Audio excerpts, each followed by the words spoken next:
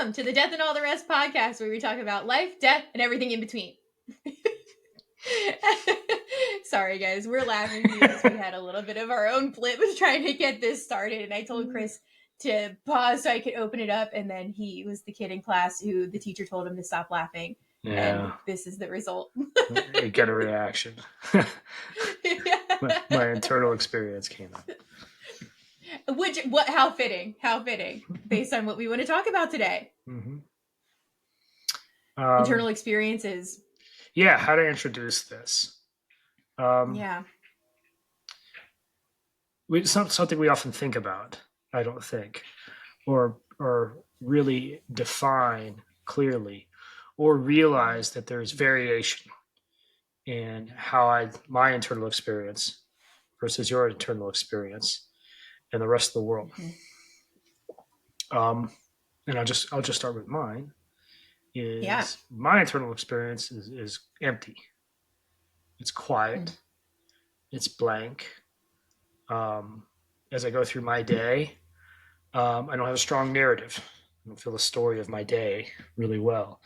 I'm doing something, then I'm doing something else, then I'm doing something else. I always refer to it as like a badly edited movie where it's just all chopped up, which doesn't mean this. I'm not trying to say that it's a sense of complete disconnection. Although there is a sense of that. This is normal for me, is what I'm trying to say. And it does cause challenges in my life. And it can be frustrating. And part of that, I believe, is because of ADHD. And I have a poor working memory, so I just lose moments in time. And part of it is my tendency to dissociate and to check out. And I think it's probably an overlap of the two to a certain extent, where I'm not fully present and then I lose time. And that is, in reaction to that, is my character in some ways.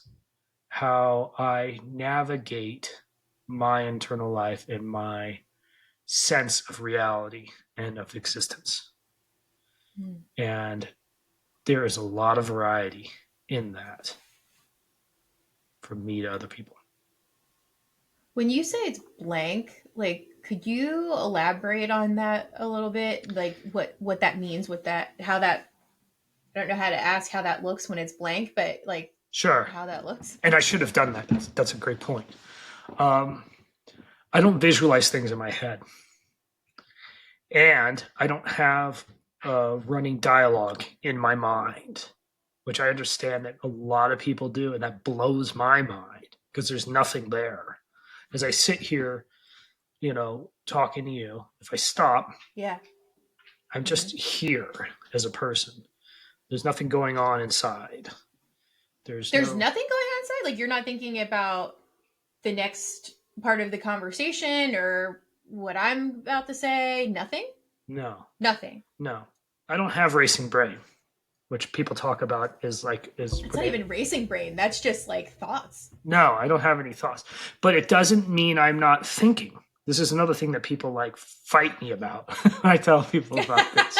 I might fight you about this. I'm confused. Continue. I can be in this moment talking to you or not talking to you and be processing information, be observing, calculating, and responding. And there's nothing inside my brain. There's no representation. There's no inner representation of the world. I'm not having a dialogue. Like I said, I'm not visualizing anything. There's no symbolic internal imagination. It's just... You're talking about there's like a mechanical process that is happening cognitively that has to happen for you to even engage in conversation or open your mouth and something comes out. But there's no kind of active playing out for you what that looks like. The process is completely behind the scenes to you? Yes. Like if I was throwing a baseball. That's wild. I would be like, maybe that's why you're so good at accepting the unknown. You don't even know your own brain until it starts talking to you. Sure. It doesn't talk to me though. Wow. I mean, it can. Until you start talking, I guess. I have to engage it. I have to like initiate it.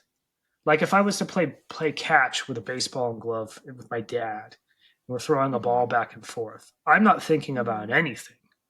I'm not like, I'm just doing the action of observing him throw the ball, tracking the ball, catching it, transitioning it to my hand, throwing it back. But inside my brain, there's nothing going on that I know of, that I'm conscious of, even though there's a lot going on to be able to commit those kind of actions. Complicated. Yeah, sure. How I'm just curious too, because like obviously we know our own experience and we know what we hear of other people's experiences, but like what's your understanding of like how someone else's brain would be thinking it, like the scenario that you said, they're playing catch with their dad or whatever. Like what do you think that a different thought process looks like? I imagine that like there's all these observations going on, like, you know, noticing the other person, uh, how they catch the ball, like if they go off balance, or if they're firing it back real quick, and so you're like telling yourself, "I gotta be ready," Yeah. and then making calculations based off those observations, Mm-hmm. or like they're imagining themselves instead of like thinking about it in the sense of words, language, internal verbal experience. They're imagining themselves like properly putting the glove out to catch the ball and then transitioning and throwing. I imagine people do that. And I've heard some people say that they do that. I just Yeah. don't do that. Yeah. So I was asking because I wanted to understand like your baseline understanding of what some other people's, like how other people think, to get a grasp, for me to get a grasp on how you think. Because when you're saying like I'm observing, where you know we're playing baseball, I'm observing what's happening, but I'm not thinking about it and I'm just doing, and I'm like, how is that different? But the way that you describe it with other people, it's they're observing but they're like mentally noting it or they're visualizing it while they're observing, which is part of the thinking. Where for you, what I think you're saying is that it's not, there's no like conscious process to the thought. You know that it's happening because your brain is turning information over and it's observing and it's doing because it's responding, but there's no conscious process to you that lets you in on the fact that you are processing these things or you're coming up with this next move. Yes, I have agency, but Mm-hmm. I make my own decisions, you know, but it is autonomous in the sense of like I'm just being and I'm just doing these things. There is no uh, there's no internal conscious analysis. Do you ever have moments, and sorry, I'm just trying to explore your brain now in this way that we're talking about it. Do you have moments ever like, I don't know how to phrase this because with what you just, I'm just going to phrase it how it comes out and then you correct however I say it that doesn't feel like it fits. But like, do you have moments ever where you get caught up in like spiraling thoughts? Like you're panicked about something and you're thinking like, oh shit, like this thing could happen, and this thing could happen, and this thing could happen. Like, does that happen to you? No. No. But you panic, like panic I happens can in feel some. panic. Like if the other day we almost smoked a deer when we were driving the other day. This was like a month and a half ago. And when I Yeah. came around that corner and I saw that deer, I was like that internal like feared panic, and I slammed on the brakes. I had that very powerful emotion that was panic, and everything slowed down, and I Yeah. slammed on the brakes, and the car assisted, and we didn't hit the deer. So yeah, I have panic, and I have dread or fear of the future. Yeah. I have emotions for certain, but like that almost like neurological or neurotic aspect where you start thinking about all the potential ways that things can go wrong, and they just start spiraling and they go faster and faster through your head. This is me describing experiences people have told me. I do not have Mm-hmm. that. I have maybe experienced that in a couple of very rare occasions in the course of my life. I just feel like straight emotion without Because a that's what I was going to ask. Like, how do you, when you feel your emotion, because we've talked before about like you've talked about like sitting with your emotions. For you to sit with your emotions, do you have to like verbalize that? Because I know the emotion is something separate from the thoughts, right? We know that as clinical people. So you experience the emotion. That's just an experience. There's no thought associated. So how do you sit with your emotions? What does that look like for you? Well, one thing is being still. I think I fill, not feel. I fill myself with action. I do things. I sometimes think I do things to process feelings or to sometimes avoid feelings. But I will actually sit with them and down comfortably. Don't go anywhere. Don't try to think, and just let it happen. Let the emotions happen. And you're not thinking about anything as that's happening. There's no I mean, thought process. Something might pop in my brain and then disappear. If I try to like make my brain blank, like actively do that, then I start thinking of things like jump in. Like I'm So trying. you do think of things in those moments? Sure. Yeah.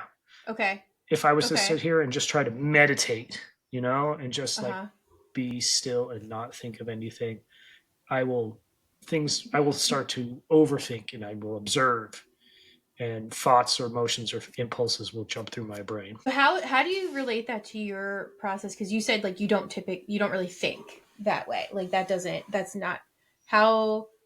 I'm not trying to like challenge you. I'm just trying to understand, because you're talking about a way that you think sometimes in this way, but you're saying like you don't think as far as like, hearing that internal voice or having those visualizations. So like, do you understand what I'm asking? I'm not sure I can put it in. I think so. I do contemplate and calculate and cogitate concepts and ideas. How do you do that? How do you do that? It just happens in my brain, but there's no representation. Okay. So you're not, God, this is one of those things that's so hard. And I promise I'm not like criticizing you or doubting you.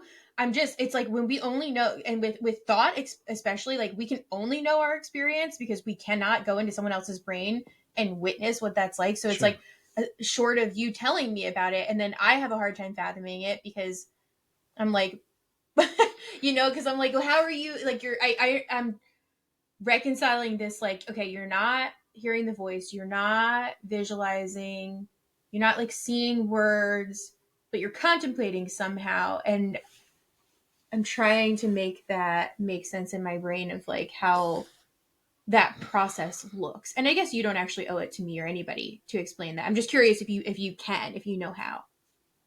I think the neurons are firing over the data or whatever, and it just happens without. I keep going back to representation or imagery or language. Yeah. And like giving it structure inside my head. It's just the computation. That's basically it. I can make these things happen. Like I can't really visualize well. I could try, but I can think in language. If I can make that happen. I can have an internal voice inside my head. But I have to call it into being. It's not like a default setting, anything like that. Yeah, it's not your instinctual process. So if you have a hard time imagining that, what maybe the better way, instead of like trying to like describe something that's very hard to describe, because there is no externality, what is yours experience? Yeah, I mean, I've not put much thought into trying to explain this to another person ever. So I guess that's like, excuse me if this is going to sound just like all over the place and muddled.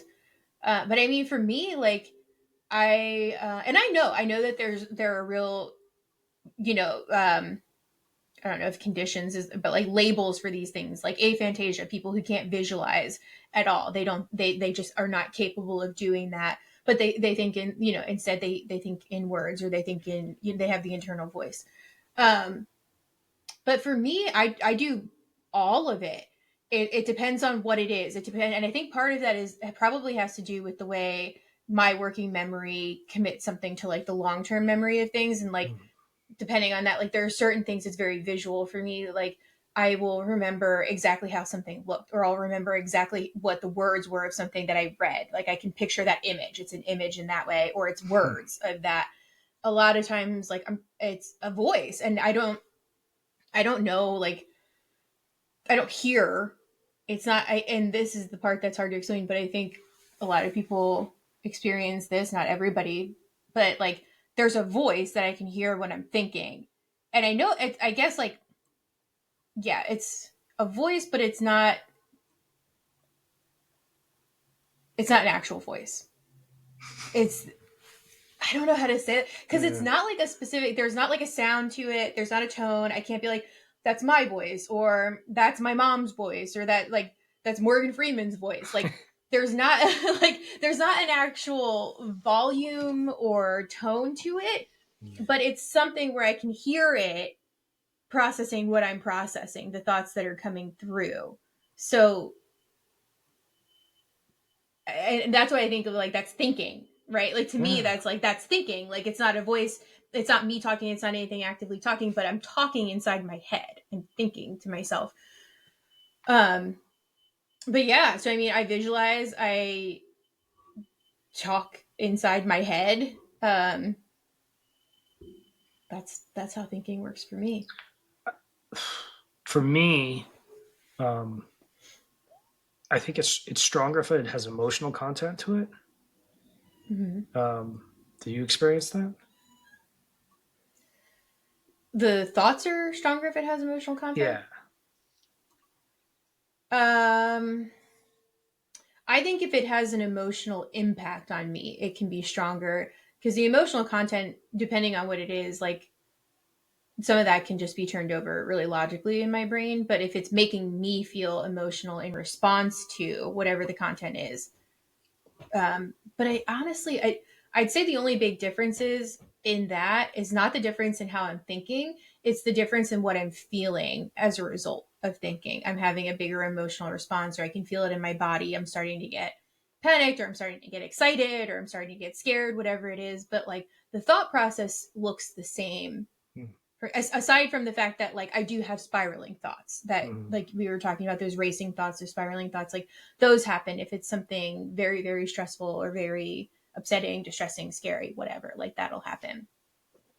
I don't have that. Sometimes I freeze Yeah. in distress when I'm very upset. So the one guaranteed way to make that happen is public speaking. I'll fucking feel horrible, and my face will inflame. I'll get very red, and I would just go fucking blank, and I have nothing to reach for, and I can't talk, and it's not my favorite thing at all. I've avoided it my entire life. Yeah. Yeah. It's this is interesting, and these are the conversations too. These are part of these conversations. Like existentially, our existence is what we think we know and what we experience for ourselves. So like a lot of times we don't even understand something like hearing you say this, and I'll never fully understand exactly where you're coming from because I can't, because like my brain doesn't think that way. I think I'm kind of getting it, but also you're explaining something to me in a way that I've had people explain to me that they don't visualize, but then they explain like the way that they do think, and I can wrap my head around that a little bit more because it's similar. But I think too at the end of the day, this is coming down to some of those just cognitive differences, right? When we think about, there's the processing speed, there's spatial reasoning, working memory, verbal comprehension, reading comprehension, and all these things that like that's the measure for like IQ tests, right? Like they're measuring these functions of our brain, and we all do like that looks very different person to person. Yes, sometimes starkly. Yeah. Executive function is what we're discussing, and Mm-hmm. ADHD is a rating for a cluster, I guess, of executive functioning. Mm-hmm. And this is utterly fascinating stuff to me. because I lived half my life not knowing about any of this, just thinking most people's experience was fairly similar with strengths and weaknesses. And that's actually not dissimilar from what we're talking about, but there's a lot more nuance to it, right? Yeah. Processing speed, the ability to take in information, data from your senses, and process those observations and act on it. Some people are very, very fast at that. And you might say, well, lucky sons of bitches, that's a very useful skill. But it can actually be quite detrimental, depending on their overall profile. If they have a super high processing speed, but slow verbal processing, they could be thinking very fast and not able to get the words out. And that could cause them a very powerful feelings of insecurity or nervousness or an anxiety or shame. Like, they could be negative connotation to that. Because they're just off the scales in this one way, but just slightly lower or low in another. It's sort of an imbalance. Yeah. I think about, I told you about this, my mechanic, who appears to have a very slow processing speed. And when you talk to him, my car mechanic, you talk to him and you say, hey, my 4-wheel drive and my truck's not working, he'll just stare at you. There's a definite lag in response. And then he'll respond. And it's typically slow. And in my past life, I would have just gone, oh, this guy's slow. This guy's dumb. Excuse me. But now I think, I don't know, but I think that he has a slow processing speed. But that is not a mark of his overall intelligence. He's actually a very, very good mechanic. And he's very good at diagnosing and then fixing cars for the least amount of expense to the people that are employing his service. There's a lot going on in being able to do that. Yeah. And you're speaking to like these different cognitive functions, and depending on where they are in relation to each other for each of us, like these different things that can make us look a certain way. There's what you're saying, there's the person who on the front end the processing might be a little bit slower, the verbal comprehension is a little bit slower, so like to turn over what they're receiving, the input that they're getting, and to make sense of it might make somebody look slower. But like, it's really just the way that their brain works. They could be just as intelligent once that information is planted and they've turned it over, and they'd have time to manipulate that. They can speak eloquently, or they can make their point, or they can understand what needs to be done.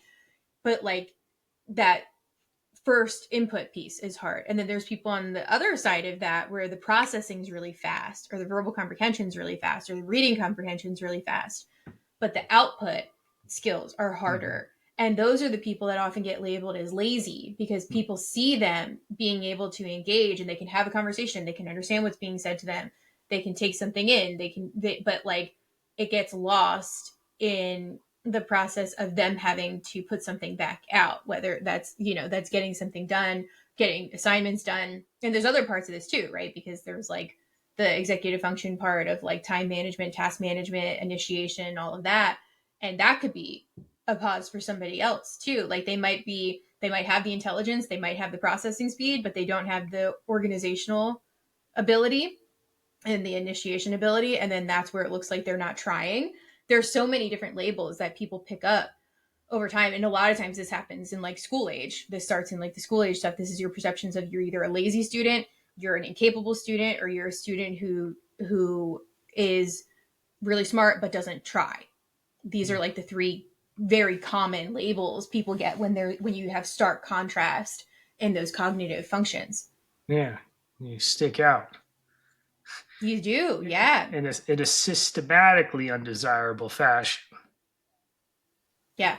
Because yeah, we discussed this earlier. Because whatever your internal reality is, whatever your executive functioning profile is, we ascribe meaning to your behavior. Yep. And we internalize, however, the meaning that we ascribe to our own behavior as our identity, as this is who I am. And this can have a powerful effect, or powerful determining framework on not just the course of your life, but your view of reality, of the human race, of possibility, of potentiality, all the way to like big definitions of human characteristics, like whether you're optimistic or you're cynical, or nihilist, or politics. If I think of my father, and I think my father misses a lot of data that's out there. I don't know what his executive function profile is. He's never seen doctors in that kind of sense. I do think that he misses a lot. You can kind of tell, like in your interactions with him, he's not picking up everything, but he's very intelligent and he's very competitive. And I think my, knee-jerk diagnosis of my dad is that his inability to gather all the information, he's aware of it on some level, and it causes him feelings of insecurity or worry. And his reaction to that has been hyper competitiveness. Is I'm just going to fight. I'm going to win. And that's where he feels confident. Yeah, it's where he feels strong. And he has gotten very good results from that over the course of his life. Yeah. And so he's gotten that positive feedback from it. But I do think that it's determined the course of his life, positive and negative and everything in between. How much time has he spent thinking about these things and researching these things? I have no idea. I'd be curious. I don't think if I tried to ask him this, I think the wall would come down, instant defense mode, and he would just reject me or fight with me. It's just, I find this stuff endlessly fascinating. Yeah. This is the kind of stuff too that, like, if you don't have the normative brain, that neurotypical brain, you feel very othered. And the reality of that is, like, so many people are actually othered when it comes to a normative brain, because that means like all of that functioning is on par with itself. And that's actually not nearly as common as there being these other there being contrasts in those cognitive functions. But like, it does create that sense of whatever that what we take on, and it informs our life. Because like, I think about like my husband has ADHD, and his initial processing is slower, and but his observational skills in general, like we'll watch movies or shows or whatever, and he is really good at like foreshadowing and predicting what's going to happen. And sometimes he says stuff and I'm like, why would you say that? That's like, where are you getting this? And then it happens and I'm like, how did you know that? Like, he's really good at being able to like infer. And this, like, the spatial reasoning stuff, I can't do that. That's actually probably, I've never had like an official IQ test, but I would suspect that my spatial reasoning is a stark contrast place for me. I just, something about having to like manipulate something like in 3D into space, like whether that's like geography or being somewhere in a town that I've lived in for years, and then I'm trying to get somewhere else, and I'm trying to like figure out, like, if I'm trying to picture what it looks like to get there, like span out and zoom. I don't know what that looks like. He's really good at those things. But because I got messaging growing up, because my processing is faster, my verbal comprehension is faster. I've always been like a high performer in school academically, and he hasn't because of some of those lags. but he's got all this other kind of intelligence, but he's gotten this messaging that like he's not a smart person. And I'm like, that's crazy to me, because these things he does with numbers when he's a carpenter and he turns over all these numbers for measurements and converting and doing all this stuff, that stuff that if you ask me, even if you gave me a calculator and Google, I would need some time. I'm going to have to sit down and figure this out. Right. And he has said to me before, like, well, you're smart. Like, yeah, of course I can do this stuff, but that's my job. And I'm like, yeah, but this is my job too. Like words and stuff are my job too. And I said, and there's a reason these are our jobs. These are things that we're good at. Yeah. And we thrive doing. Like you're it's like, it's very dismissive of that when I'm like, you're smart too. It's just, it looks different for both of us. Like I can't do some of the stuff that you can do. I genuinely just can't. And he's quick to say like, well, that's just like carpentry stuff and it's my job and that's why I know how to do it. And I'm like, right, but like it's still a job I couldn't jump in and know how to do. Like, and I think it does, like, people take on so much of like how the world views and how other people view these cognitive profiles, that they take that to mean that like that's who they are. And it happens both ways. It happens, we do that to ourselves and we do that to other people. Yeah. Because when we don't understand someone else's cognitive process, the beginning of this podcast, I didn't understand it. And I was, I'm wrapping my head around it and coming with curiosity and stuff, but we don't always do that, especially if it's an immediate, it's happening in the moment. There's an interaction happening and the person on the other end is doing something that doesn't compute to our brain. We're not thinking, and we're just like, what is this? Like what you said about the mechanic. What is happening? Like, did I say what I thought I just said out loud? Do you understand? And it's like, just a fucking prick. Yeah. Are they being rude to me on purpose? Like, did I say something stupid? But it is like, there's this internalized process that happens, because at that point now we're making it about us, because it's impossible not to. We're turning it over. We're applying our own bias, our own perception, and we're going, well, what does this mean? This person's doing that. And we're often not thinking about, why might they be doing that? What might be happening in their brain that they're responding this way? And we're going, what did I do? Or why are they treating me like this? Why don't they like me? Or like these different responses. And I think, that's where we get caught up in dismissing other people too quickly. It's very difficult to decenter yourself enough from the interaction to observe it clearly. The way you just talked about your husband, he has very strong pattern recognition. He's good at calculation, and he has spatial reasoning skills. This is how they built the Empire State Building. There's this powerful tools for the human race. Yeah. And yet he has some kind of negative sensibility about his own intellect, which shouldn't be the case objectively. On the other hand, like those abilities, how do they channel us to the course that our life takes? I saw a video of a guy talking about professional sports athletes, and this dude was a big, muscular guy, big shoulders, big joints, and he was talking about, was a professional rugby player, and I didn't choose the sport. The sport chose me.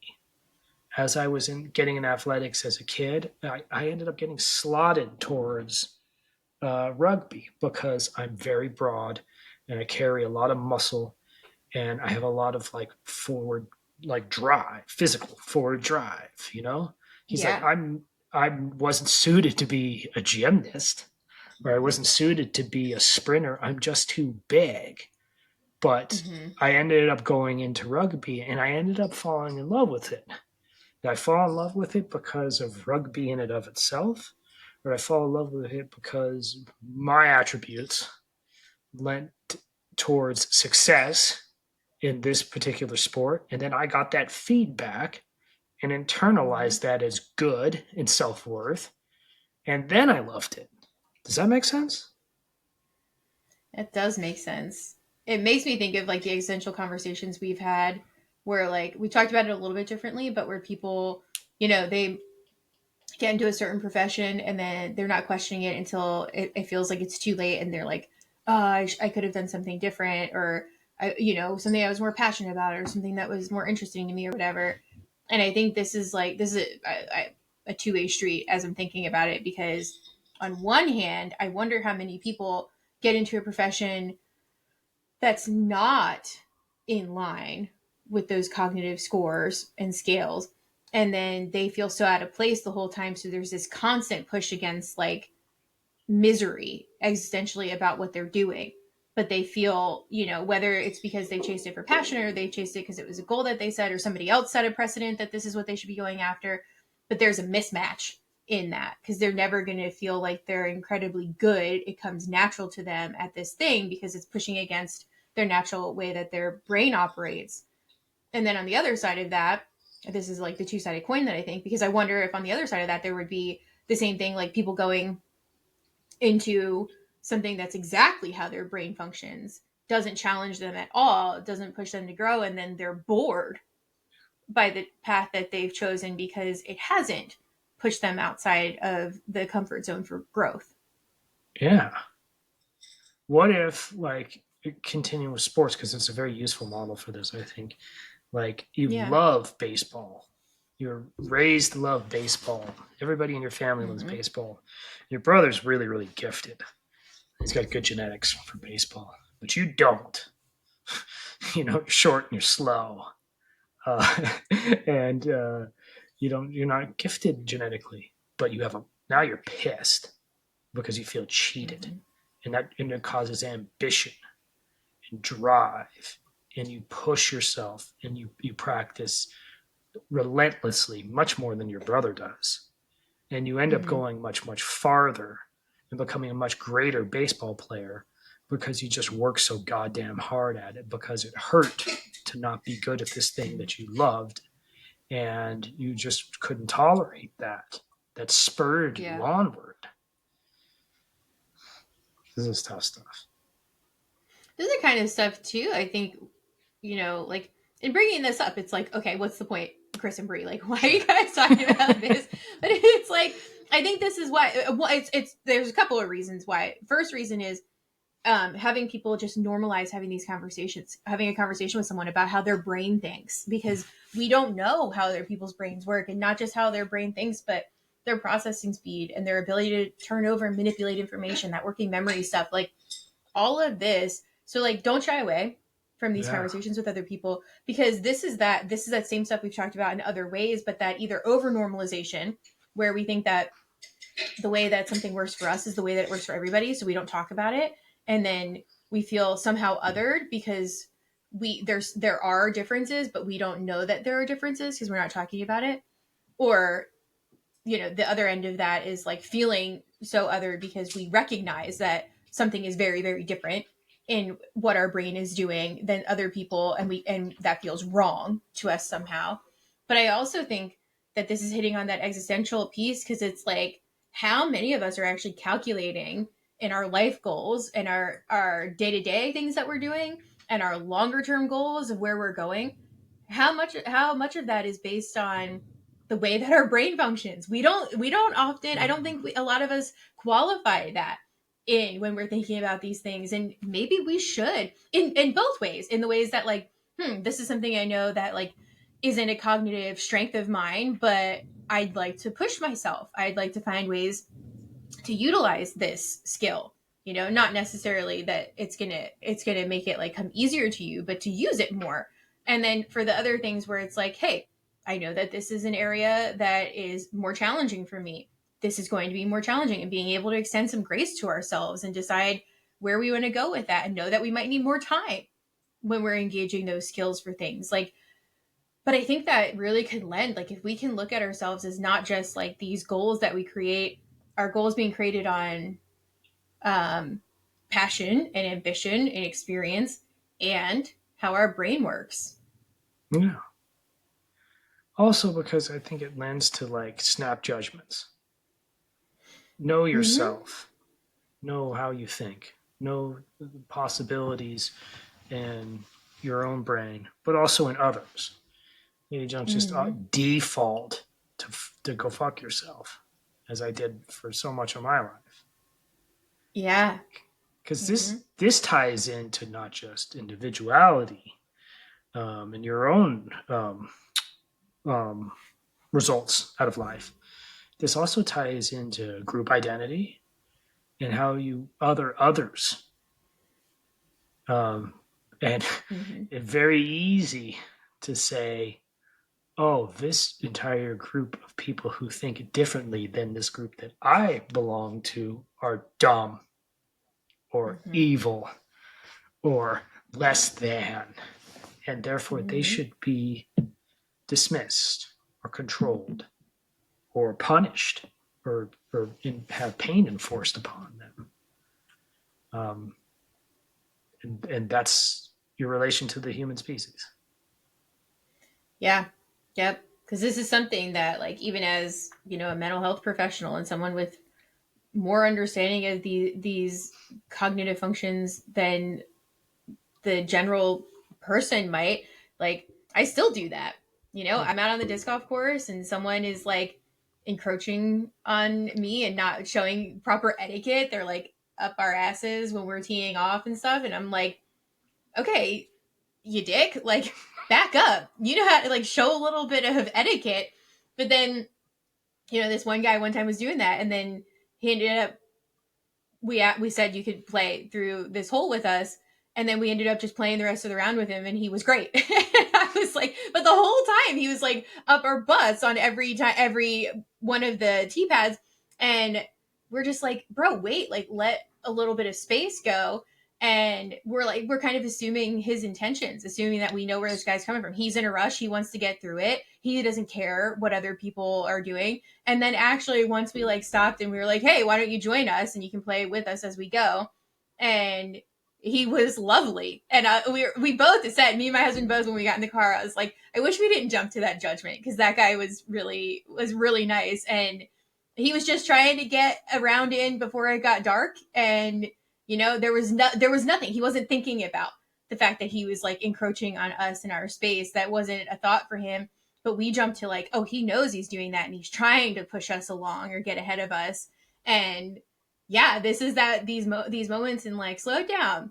Don't assume you know other people's intentions, because we don't, the way that we might be thinking about that, like that we would be thinking in that situation, doesn't mean that someone else is thinking that same way in the situation. Yeah. And I would push back on your analysis there, in the sense that, like, you had regret about prejudging this guy. Well, you're gonna prejudge. That's just pretty much guaranteed, because that's how we are. But you didn't. That might have been your initial reaction, but you went past that reaction, and you kind of turned the entire situation on its head. Instead of it being confrontational, you made it invitational, and then it became an entirely different thing. It became a positive interaction instead of a negative interaction. You know, and it takes a lot of fighting instinct, and because I was with my husband too, so there was like the verbal like, we were both like, oh, if he has to go ahead, we're gonna tell him no, because he's being rude, he's showing no consideration. Like, you know, if he was being considerate about this, when he got close to us, we'd let him go ahead. That's just kind of like how it goes. But since he was trying to jump through, we were like, no, we're not gonna let him. And then we were saying this a couple holes, and then eventually we were just like, we were like, it's getting dark, and like, you know, join us. And then but yeah, I mean, it could have easily gone the other way, where we could have been like just trying to keep him behind us the whole time, or he would have asked and we would have been like, no, dude, you've been rude this whole time, like, we're not letting you ahead of us. But we put that aside. So I guess, yeah, you're right. Like, there was still, though, we were like battling with that that perception that we had of this guy's motives, this guy's process, and what we assumed he was thinking. And once we got to know him, I was like, I don't think he was thinking that at all, actually. Like, I think he might have been unaware. I think he was doing things that, like, typically they're not within the etiquette of, like, how you do this. But I don't think he was aware of that. And it's so easy to assume that, like, well, you should know. someone knows, people should know, but they just don't sometimes. Yeah. I mean, that's probably why etiquette exists and courtesy exists, is to help us navigate this kind of stuff with external rules that we can all like ascribe to or follow, that we don't maybe fully understand why we do it, but we just get better results. Yeah. And that gets really hard for the neurodivergent folks, because those social cues, the social contract, is something that nobody ever communicated to them, because nobody communicated to any of us. We all just kind of picked up on it, and we went with the status quo. And then they're over here like, how come nobody ever told me? I didn't know that this is how you're supposed to do this thing. And it's really, it leaves these people at a disadvantage, because they're being perceived negatively by other people. They're oftentimes not understanding, because people aren't sitting down and having conversations with people a lot of times to say like, hey man, when you do this thing, it's showing a lack of the social contract. We all know this etiquette, this consideration, and you don't do that. And nobody's saying that, because that's the quiet part coming out loud, and we don't do that all the time. And then they're just going through life like, I don't understand why this feels so hard for me, and it feels like there's something that everybody else knows that I don't. Yeah, or everybody's saying things that they don't mean, and I'm just clearly, expressing myself. I hadn't considered it like that, but that makes perfect sense. All these unwritten rules. What the fuck? Yeah. And everybody else knows them somehow, but how was I supposed to know them? We need to make the implicit explicit sometimes. So we just navigate our own lives, navigate our existence in relation to others. Yeah. I strongly believe that a lot of conflict and throughout humanity isn't just resource, competition for resources, but it's just like the inability to see other people, to recognize there's so much misunderstanding. Just see them as full people. You see yourself as a full human being. They're just like these challenges put out there in front of your life. Might as well crush it. Yeah. Challenges, or we're projecting what we think, the way that we think and what we assume, and we're putting that onto somebody else and assuming that they would function the same way. And that's also a disservice to us and to other people, because the differences between people is what makes everything so interesting and fascinating and being human. And also, like, we're discounting someone else's very real experience because we think that they operate just like us. Yeah. And that leads to transactional relationships. That leads to seeing everybody as either a threat or prey, Yeah. And that in the long run doesn't serve the species. Doesn't serve all of us. Because, if you end up being like rigidly into this kind of thinking, like, I'm going to get mine, fuck you, what do you care about the earth? Because you're only interested in one existence, yours, and yours is going to end, and then everything, the universe is gone as far as you consider. Yeah. It worked for you while you were here. Good enough. Yeah. I got rich. Go fuck yourselves.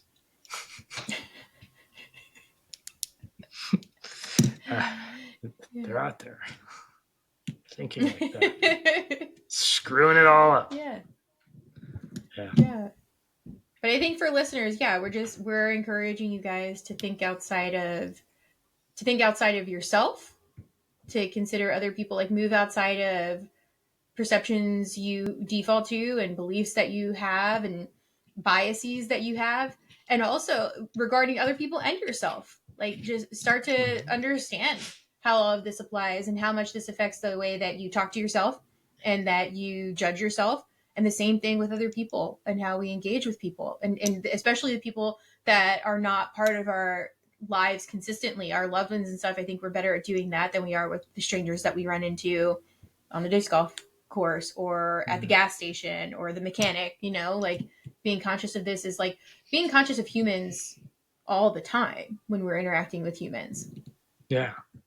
Otherwise, you get too locked in and you miss out on so much possibility and opportunity, you know? Yeah. Yeah. You open up your own life. And you maybe find that you have more capabilities and potentialities, or just like whatever your executive function profile is, you can apply it in different ways than you thought. Yep. Cool. Feels Thank like you. a good ending point. Yeah. Very interesting. Cool. Thank you all for being here. We'll see you next time on the Deaf for All the Rest podcast. Appreciate your time. Cool. Thanks. Thank you.